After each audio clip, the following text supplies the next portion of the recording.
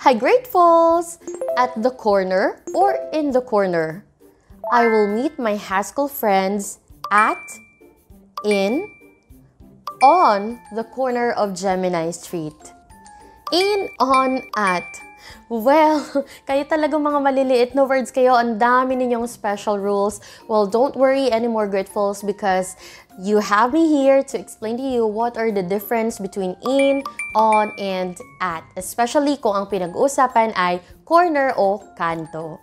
I am Ma'am Charlene ko and I teach career and grammar related tips and videos here on YouTube, Facebook, and TikTok. Kung bago ka lang sa channel, huwag mong kalimutan mag-subscribe para updated ka pag may bago akong upload.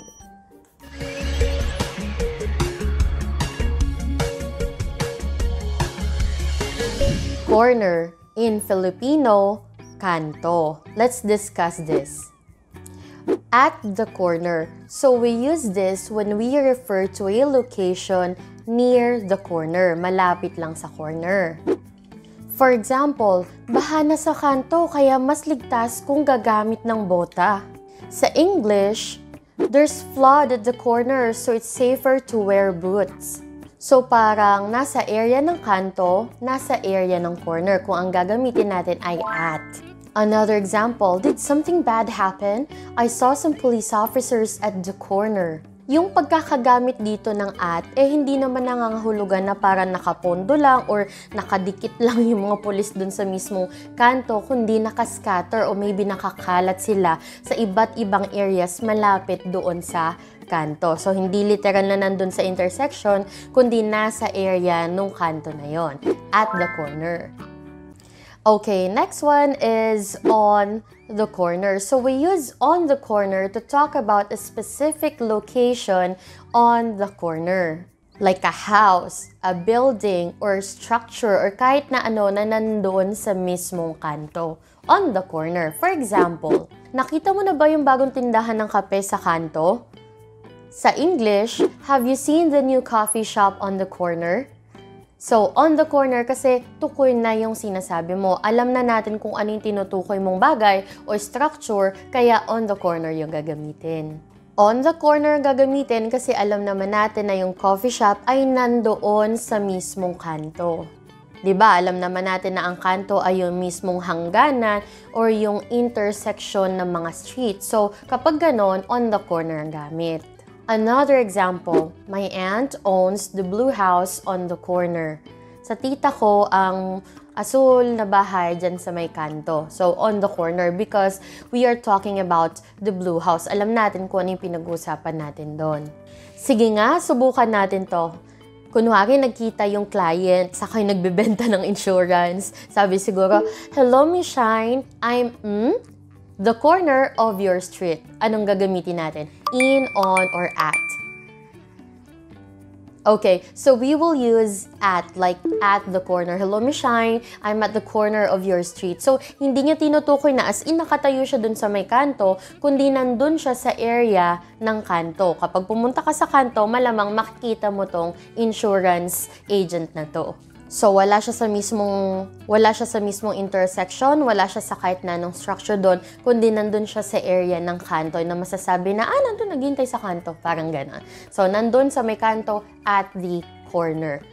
So, kung sakali naman na nataranta, kinabahan, na pagpalit-palit yung in, on, at the corner, huwag mag-alala kasi hindi naman sobrang ungrammatical nito kapag napagpalit niya sila. Okay, let's proceed. We have in the corner. So, ito medyo mas madaling tandaan kumpara dun sa dalawang nauna dahil when we talk about in the corner, in, it means inside. Ang pinag-uusapan natin ay nasa loob, katulad ng in the house, in the office, in the box. So, kahit na ano na nasa loob at kanto, yan ay in the corner. So, right now, you can see me filming in the corner of this room. So, nandito ako sa kanto ng kwarto na to. Another example, I'm planning to put a laundry basket in the corner of my room. So siguro dito ko ilalagay yun kasi ito yung kanto ng kwarto, in the corner, nasa loob. Next one. So may nakasalubong ka, oh, what are you doing this corner of the market? So nasa loob kayo ng palengke. Anong ginagawa mo sa kanto ng palengke na to? So siguro tindahan yun ng mga isda, alam niyang allergic sa isda yung kaibigan niya. So, anong ginagawa mo dito sa tindahan ng isda? Ganon. Another example is, there are diffusers in every corner of this house. So, house, loob siya. So, we will use in.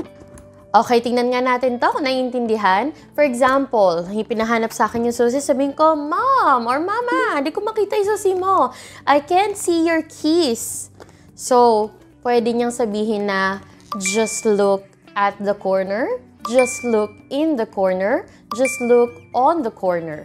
Okay, dapat alam niyo to, ang tamang sagot is just look in the corner because we are talking about the inside of a bag. Okay, kung alam na natin ang on, in, at the corner, ano naman ibig sabihin ng around the corner? Well, definitely, wala naman tong direktang translation sa Tagalog, pero bigyan ko kayo ng clue. For example, you went to a grocery store. So, you may bump into one of your classmates who live just around the corner. So, around the corner, ibig sabihin, malapit-lapit lang dun sa lugar na yon. Around the corner, nandun lang siya around the area. Ibig sabihin, hindi malayo. So, baka malaki yung chance na may makasalubong ka, nakaklase mo, na nakatira dyan lang sa tabi-tabi. So, technically, sa tabi-tabi. So, basically, pwede siyang tabi-tabi. So, around the corner. So, pag may nagtanong sa'yo, saan ka galing? Just around the corner. Diyan lang sa tabi-tabi. O, diba? Sa shal. Kasi nga, itong ang around the corner, pwede kang ibig sabihin na niya, dyan sa compound ninyo, dyan sa may barangay ninyo, or maybe sa kabaling barangay. So, around the corner. Okay, pero ibahin naman natin yung konteksto. Kunwari may nagtanong sa'yo na, excuse me, is there any computer shop around the corner? Yung pagkakagamit dito ng around the corner is parang anlapit na, no? Sa Tagalog, excuse pa, umanhin, or excuse me, meron bang computer shop sa malapit lang? So, around the corner, it means siguro mga 2 or 3 na kanto lang yung hinahanap ng tao na computer shop. So, around the corner. Diba? Medyo nag-iba yung meaning, depende dun sa context nung pagkakagamit ng around the corner. So, syempre, tuturo mo sa kanya yung isa or dalawa, tatlong kanto lang yung layo mula dun sa kung saan kanya tinanong, around the corner. Tandaan na pwede rin tong palitan ng word na nearby. So, pwede niya sabihin na, excuse me, is there any computer shop nearby? So, around the corner.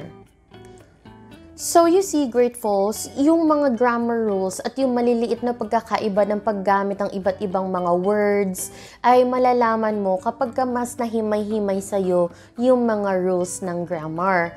Kaya nga, lagi kong sinasabi na, yes, may matututuhan kayo katulad sa mga short videos na ina-upload ko sa TikTok, Facebook, and YouTube Shorts. Pero mas mauunawaan ninyo yung kabuuan ng language kapag ganito na hinihimay-himay natin yung pagkakagamit niya. So, once na nag-click ka ng video, lalo na dito sa Charlene's TV, upuan mo at bigyan mo ng oras ang pag-aaral mo ng English. Okay?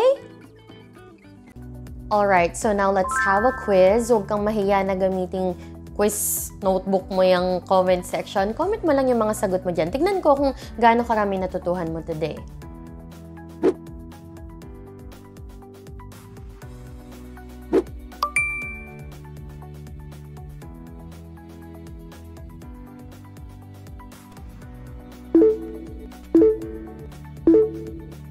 The correct answer is on.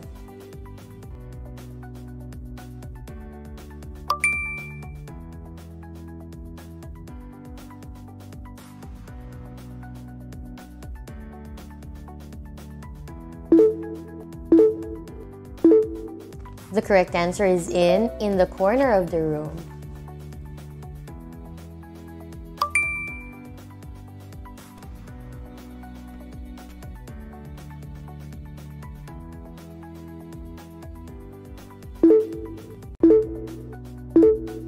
Correct answer is around the corner.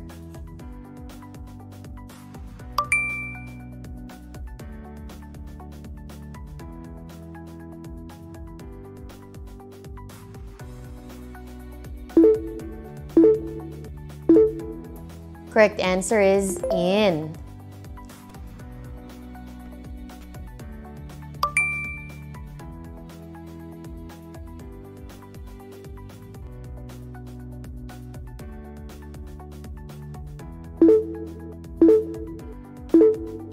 Correct answer is on.